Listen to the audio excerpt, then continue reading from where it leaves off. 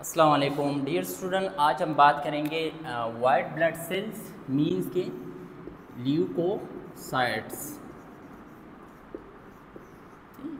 Leucocyte जिसको हम white blood cell यानी WBC कहते हैं।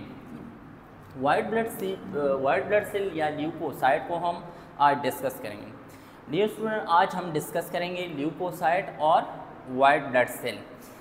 जैसे कि हमें पता है कि वाइट ब्लड सेल का जो मेन इम्पोर्टेंट रोल होता है वो होता है इम्यून सिस्टम के अंदर, यानी जो पैथोजन होते हैं या जो बॉडी के बाहर से एंटीजन आते हैं, एजेंट्स आते हैं, दूसरे इन्वेडर आते हैं, उसको पिगोसाइटोस करना, उसको एलिमिनेट करना, उसको ख़त्म करना।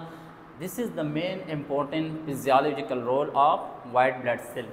आज हम बात करेंगे कि वाइट ब्लड सेल्स के टाइप्स कौन कौन से हैं, कौन से सेल्स का क्या फंक्शन होता है, यानी कौन से इन्फेक्शन या कौन से डिज़ीज़ के अंदर वो हमें उसकी मकदार इंक्रीज़ मिलती है और डिक्रीज़ मिलती है, उसको हम क्या कह रहे होते हैं। इसके अलावा जब वाइट ब्लड सेल की ओरिजिनेशन होती है कि स्टेम सेल्स में से किस तरह बेसोफिल, एसिनोफिल, न्यूट्रोफिल्स, मोनोसाइट और लिम्फोसाइट बन के एक मैच्योर सेल आ जाती हैं सर्कुलेशन में, उसको डिस्कस करेंगे। सबसे पहले बात करते हैं वाइट ब्लड सेल की क्लासिफिकेशन की। तो ब्रॉडली हम 2 में क्लासिफाइड करते हैं वाइट ब्लड सेल को। एक को हम नाम देते हैं ग्रेनुलोसाइट्स, और सेकंड क्लासिफिकेशन है नॉन ग्रेनुलोसाइट या ए ग्रेनुलोसाइट्स। अब एक ग्रेनुलोसाइट्स वो वाइट ब्लड सेल्स होते हैं जिसके अंदर स्पेसिफिक ग्रेनूल प्रेजेंट होते हैं, यानी वो ग्रेनूल सिर्फ इसी सेल्स के अंदर प्रेजेंट होते हैं, वो बॉडी के किसी और सेल के अंदर प्रेजेंट नहीं होते, वो स्पेसिफिक ग्रेनूल्स होते हैं, इसलिए हम इसको नाम देते हैं कि दिस इज़ ग्रेनुलोसाइट्स। जिनको हम नाम देते हैं ए ग्रेनुलोसाइट्स, उसका हरगिज़ मतलब ये नहीं है कि उसके अंदर ग्रेनूल प्रेजेंट नहीं होते, उसके अंदर साइटोप्लाज्म के अंदर ग्रेनूल प्रेजेंट होते हैं, लेकिन वो नॉन स्पेसिफिक होते हैं, इस वजह से हम उसको नाम देते हैं कि दिस इज़ ए ग्रेनुलोसाइट्स। अब ग्रेनुलोसाइट्स के अंदर 3 टाइप्स के सेल्स होते हैं। नंबर फर्स्ट, ऐसे सेल्स जो कि हमें माइक्रोस्कोपिकली नज़र आते हैं, मल्टीलोब न्यूक्लियाई, सही है, जिसको हम पॉलीमॉर्फ भी कहते हैं। अगर ऐसी सेल्स जिसके मल्टीपल न्यूक्लियस के मल्टीपल पॉइंट्स हो यानी मल्टी ल्यूब न्यूक्लियस हो, तो उसको हम नाम देते हैं कि दिस इज़ कॉल्ड न्यूट्रोफिल्स।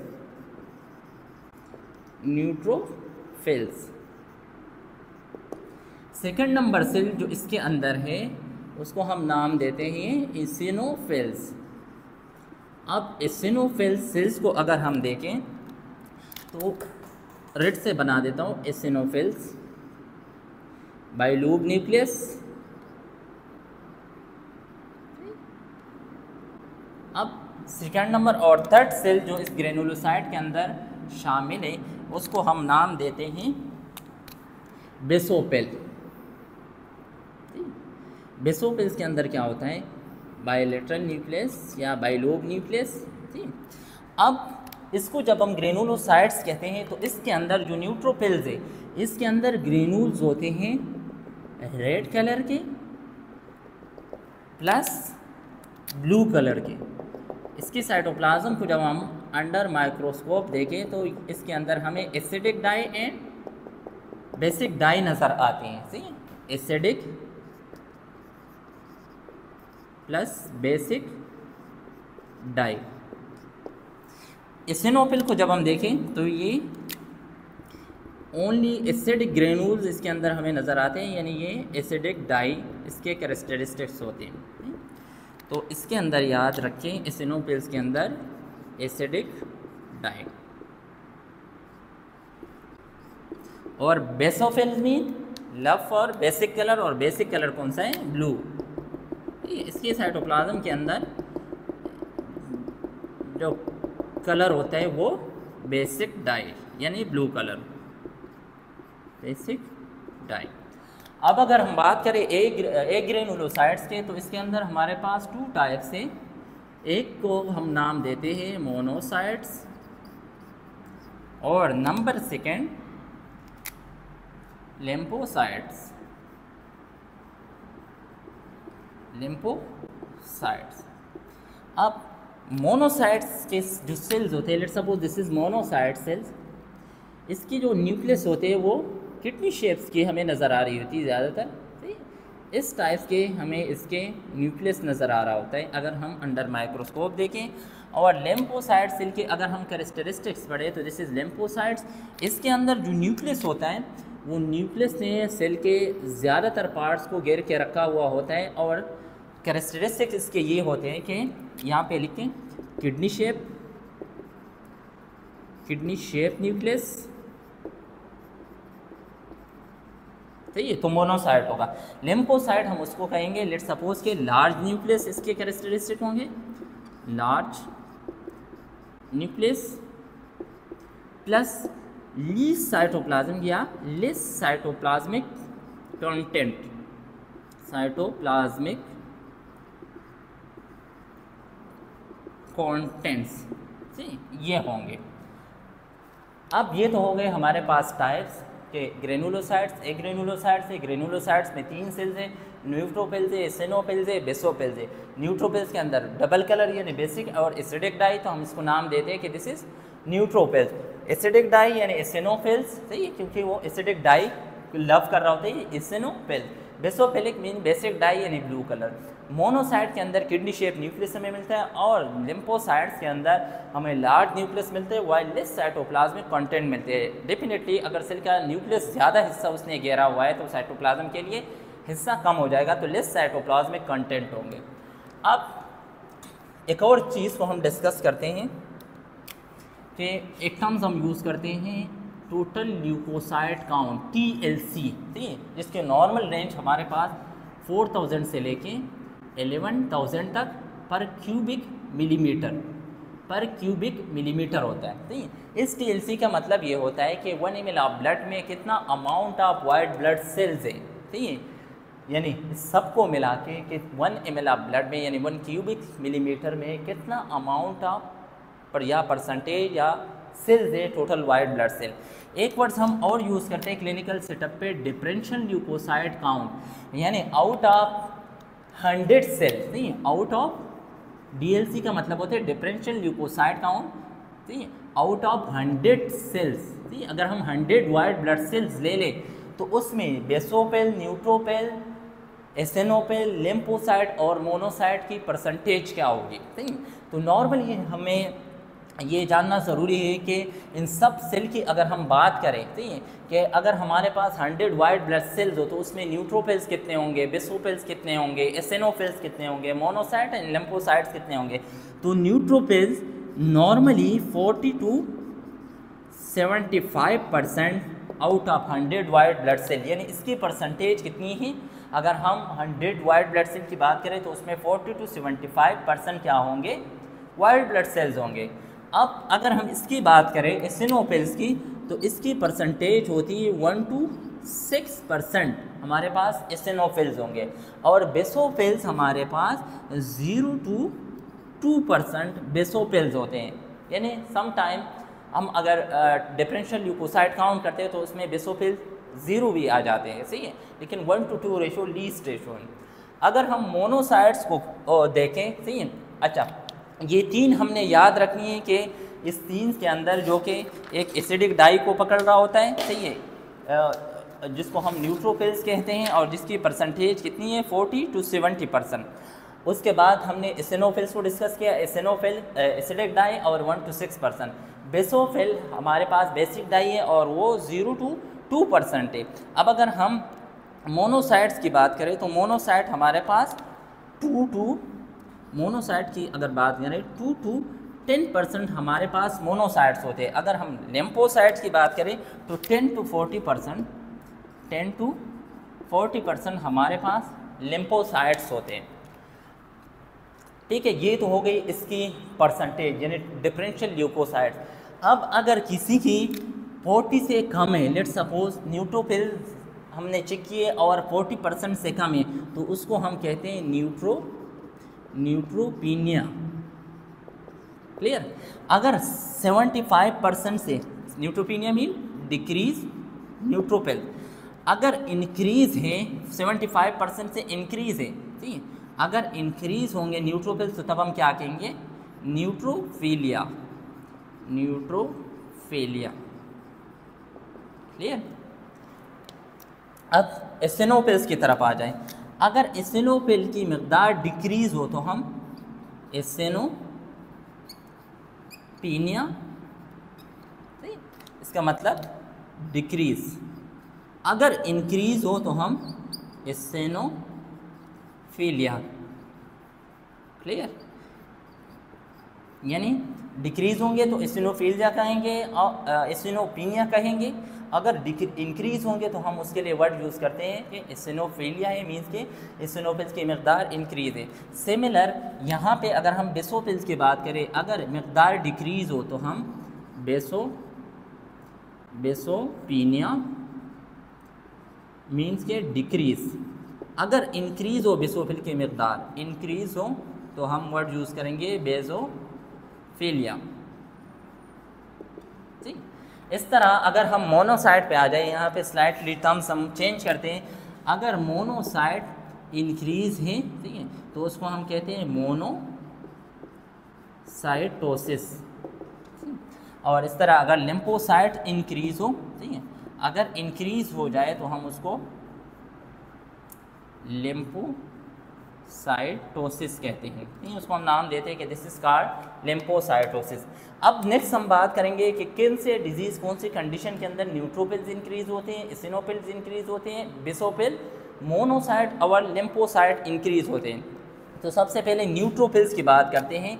अगर बॉडी के अंदर एक्यूट इन्फेक्शन और इन्फ्लेमेशन, ठीक, एक्यूट इन्फेक्शन और इन्फ्लेमेशन के अंदर क्या होगा, एक्यूट इन्फेक्शन या एक्यूट इन्फ्लेमेशन के अंदर इसकी मकदार हमें इंक्रीज यानी एलिवेटेड मिलेगी। ठीक है। तो जब भी हम टेस्ट करेंगे न्यूट्रोफिल इंक्रीज है, इट्स मीन के न्यूट्रोफिलिया है, तो एक्यूट इन्फेक्शन और इन्फ्लेमेशन है। एसिनोफिल्स अगर इंक्रीज है तो इट्स मीन हमें क्या इंडिकेशन दे रही होती है कि पैरासाइटिक इन्फेक्शन है। पैरासाइटिक इन्फेक्शन कब इंक्रीज होते हैं, पैरासाइटिक इन्फेक्शन के अंदर। बेसोफिल्स की अगर हम बात करें तो ये किस में इंक्रीज होते हैं, एलर्जिक रिएक्शन में। एलर्जिक रिएक्शन अगर हो बॉडी के अंदर, हम ऐसे पेशेंट के जब हम WBC के अंदर बेसोफिल चेक करते हैं तो हमें इसकी मकदार इंक्रीज एलिवेटेड मिलती है, यानी बेसोफिलिया अगर है तो एलर्जिक रिएक्शन है। ठीक है।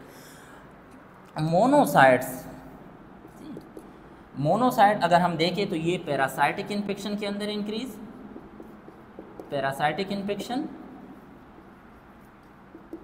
Plus viral acute infection. Viral acute infection हो या पैरासाइटिक इन्फेक्शन हो, उसके अंदर हमें कौन से सेल इनलार्ज मिलते हैं, उसके अंदर हमें मोनोसाइट्स मिलते हैं। ठीक है। लेकिन शर्त यह है कि ये वायरल इन्फेक्शन एक्यूट हो।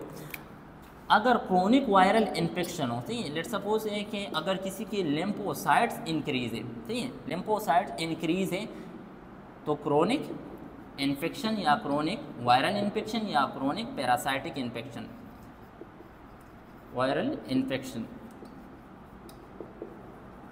क्लियर।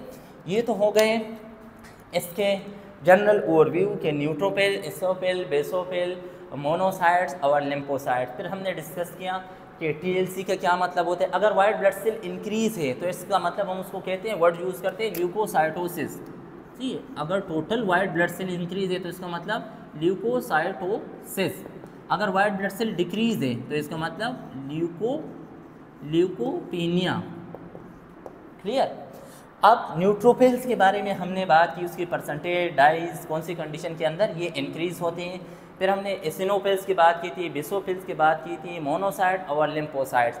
अब नेक्स्ट हम बात करेंगे कि किस तरह वाइट ब्लड सेल्स, कौन से सेल्स से जो बोन मेरो के अंदर स्टेम सेल्स होते हैं उससे किस तरह ये वाइट ब्लड सेल बन जाते हैं, यानी वो किस तरह एक stem cell neutrophil, eosinophil, basophil, monocytes और लिम्फोसाइट्स के अंदर कन्वर्ट हो जाते हैं, तो उसको हम अभी डिस्कस करेंगे।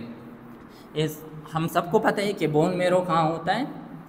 अब एडल्ट की अगर हम बात करें तो उसके लार्ज बोन के अंदर ठीक है। यहाँ जो सिंपली हम कहेंगे कि रेड बोन मेरो के अंदर सेल्स बनते हैं और वो एक्सियल स्केलेटन में या एक्सियल बोन में शिफ्ट हो जाते हैं, वाइल बच्चों के अंदर जो रेड बोन मेरो होते हैं वो ऑल द बोन में, यानी ये सब बोन के अंदर प्रेजेंट होते हैं। लेट्स सपोज कि अगर हम बात करें कि this is bone marrow house, bone marrow house, ठीक है। इस बोन मेरो हाउस के अंदर एक सेल्स होता है, let's suppose this is the cell, इसको हम नाम देते हैं मल्टीपोटेंट या हेमाटोपोएटिक स्टेम सेल, ठीक, सिंपली हेमाटोपोएटिक स्टेम सेल। इस हेमाटोपोएटिक स्टेम सेल जब इसकी डिवीजन होती है तो ये दो में डिवाइड हो जाते हैं, ठीक। एक सीरीज बन जाता है lymphoid series, lymphoid stem cells, ठीक, लिम्फॉइड स्टेम सेल्स, और जो दूसरे बनते हैं उसको हम कहते हैं माइलॉइड, माइलॉइड स्टेम सेल। अब लिम्फॉइड सेल से फिर दो हमें पता है कि ये सेल्स बनते हैं, यानी टी लिम्फोसाइट टी सेल्स और बी लिम्फोसाइट्स यानी बी सेल्स। लेकिन आज के लेक्चर के अंदर हम बात करेंगे स्पेशली ग्रेनुलोसाइट्स की, यानी ग्रेनुलोफायोसिस की हम बात करेंगे कि किस तरह ग्रेनुलोसाइट्स बनते हैं, सही है। तो मॉयलाइड सीरीज या जो मॉयलाइड स्टेम सेल्स होते हैं ये फिर फर्दर दो में डिवाइड होते हैं, सही है। जब इस सेल की डिवीजन हो जाती है, एक को हम नाम देते हैं एरिथ्रॉइड,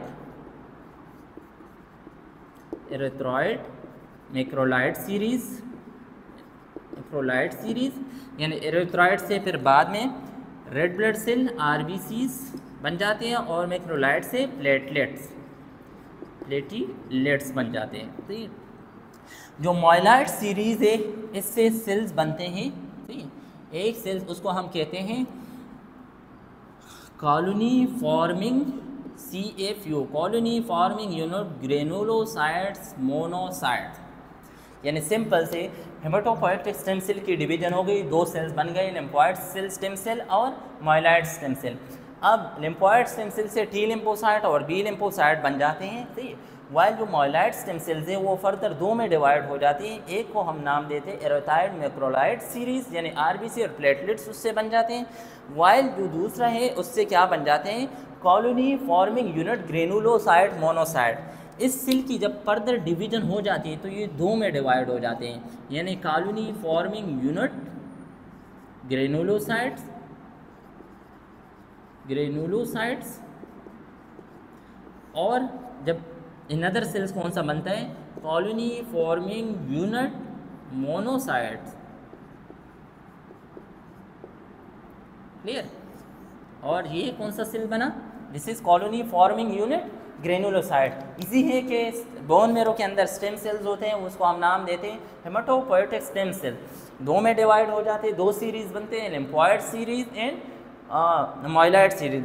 लिम्फॉइड सीरीज से T lymphocyte B lymphocyte, while myeloid series से ब्लड के सेल।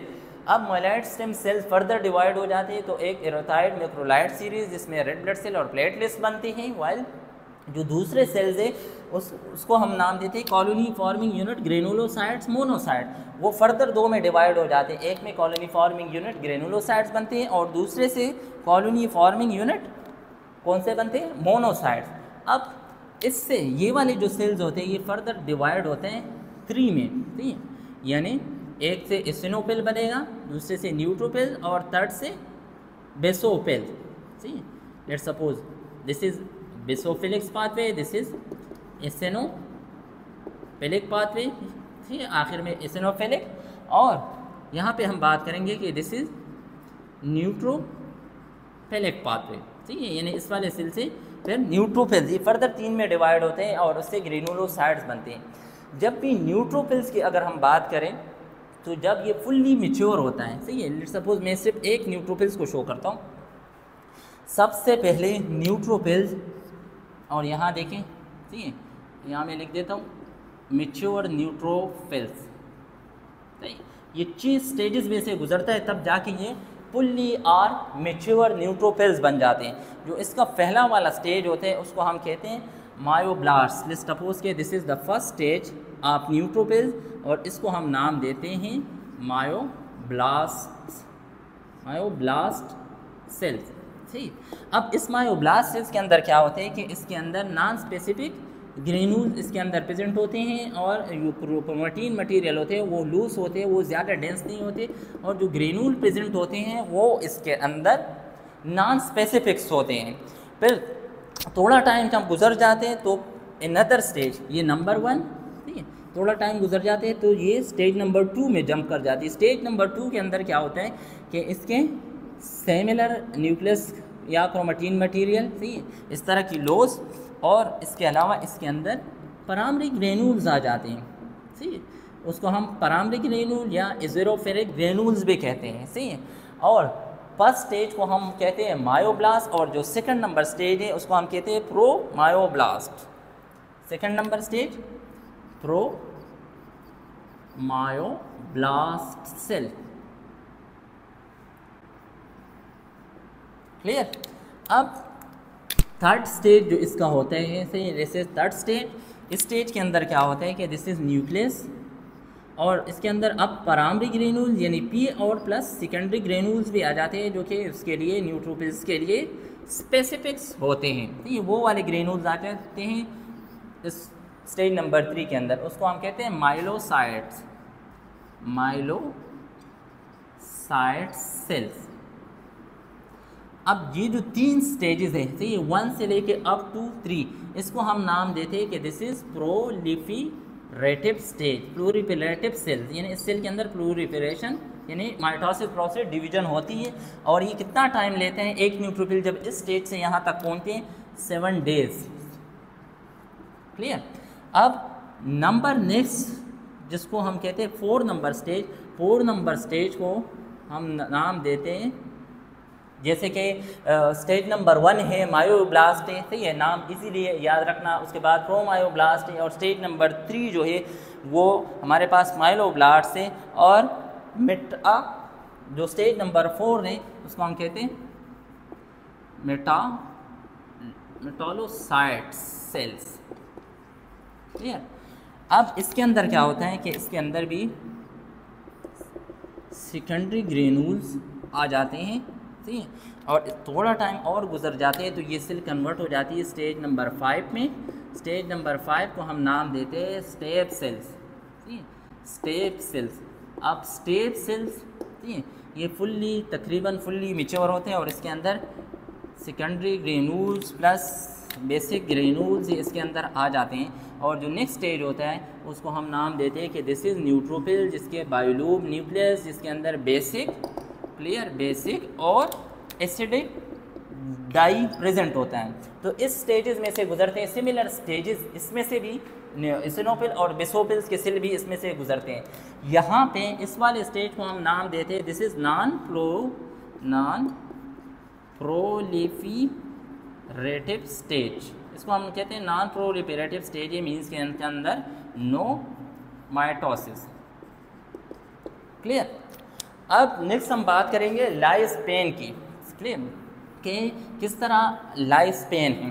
तो अगर हम वाइट ब्लड सेल की लाइफ स्पेन की बात करें, WBCs की लाइफ स्पेन की, तो लाइफ स्पेन WBCs की 10 to 14 hours in circulation और 1 to 2 days in interstitial space। यानी वाइट ब्लड सेल की टोटल जो लाइफ स्पेन है वो 1 to 2 डेज, ठीक है, कुछ बुक के अंदर 2 to 4 डेज लिखा हुआ होता है, 2 to 4 डेज, लेकिन ये 10 to 14 हॉर्स ये सर्कुलेशन में होती है। उसके बाद 1 to 2 डेज ये उसमें आ जाती है इंटरस्टिशियल स्पेस में। इंटरस्टिशियल स्पेस में जब आ जाती हैं तो इसके अंदर तो कोई डिवीजन नहीं होते, इसके अंदर फिजियोलॉजिकल एपोप्टोसिस प्रोसेस होते हैं, यानी सेल डेथ हो जाते हैं। अब जो डेड सेल्स होते हैं उसको हमारे लिम्फोसाइट के मैक्रोफेजेस निकाल रहे होते हैं। कुछ न्यूट्रोफिल्स GI म्यूकोजा के इंटरस्टिशियल स्पेस में दाखिल हो जाते हैं, तो GI म्यूकोजा के ज़रिए वो स्टूल में दाखिल हो जाते हैं, यानी हमारे स्टूल के कंपोनेंट्स में भी डेड न्यूट्रोफिल्स प्रेजेंट होते हैं। इसके अलावा ये एक और बात याद रखें, जैसे ये स्टेम सेल्स हैं, सही है, माइलॉइड स्टेम सेल्स हैं, यहाँ पे इंटरल्यूकिन 3 ठीक है और कॉलोनी फॉर्मिंग यूनिट ठीक है, ये इन्फ्लेमेटरी मीडिएटर होते हैं जो इस सेल्स को इसमें कन्वर्ट करते हैं। और सही यहाँ पे भी इंटरल्यूकिन या कॉलोनी फॉर्मिंग यूनिट ठीक है इन्फ्लेमेटरी मीडिएटर होते हैं, वो इस सेल को कन्वर्ट करते हैं कॉलोनी फॉर्मिंग यूनिट ग्रेनुलोसाइट में और कॉलोनी फॉर्मिंग मोनोसाइट्स में। दूसरी बात ये याद रखो कि अभी हमने डिस्कवर किए ऐसे इंजेक्शन जो कि कॉलोनी फॉर्मिंग यूनिट ग्रेनुलोसाइट्स का काम करती है, ऐसे केमिकल्स का, तो वो अगर हम पेशेंट को लगा दें तो उसके न्यूट्रोफिल्स कितने या white blood cell eosinophil neutrophil basophil कितने दिन के बाद हमें इंक्रीज मिलेंगे 14 डेज, क्योंकि यहाँ से लेके इस लास्ट स्टेज तक फुल्ली मेच्योर न्यूट्रोफिल कितना टाइम लेता है 14 डेज यानी 2 वीक्स। इन अदर बात अगर हमने याद रखनी है तो हम पोल्स की बात करते हैं या लोकेशन की बात करते हैं न्यूट्रोफिल्स की, तो न्यूट्रोफिल्स की लोकेशन ज़्यादातर लेट सपोज के ये अगर ब्लड वेसल्स हों ठीक है, कुछ न्यूट्रोफिल इंडोथेलियल सेल के साथ स्टक होती है सही है, तो उसको हम कहते हैं मार्जिनेटेड पूल या मार्जिनेटेड पूल यहाँ पे प्रेजेंट होते हैं। कुछ सर्कुलेशन में होती है सही है, कुछ न्यूट्रोफिल सर्कुलेशन में होती है तो उसको हम कहते हैं सर्कुलेशन पोल। और कुछ बोन मेरो हाउस में ठीक है, कुछ बोन मेरो हाउस में प्रेजेंट होते हैं तो उसको हम कहते हैं बोन मेरो पोल। यानी सबसे ज़्यादा क्वांटिटी न्यूट्रोफिल्स की बोन मेरो में प्रेजेंट होते हैं, इसलिए एक्यूट इन्फेक्शन के अंदर इसकी क्वांटिटी हाईली इंक्रीज हो जाती है। Thank you.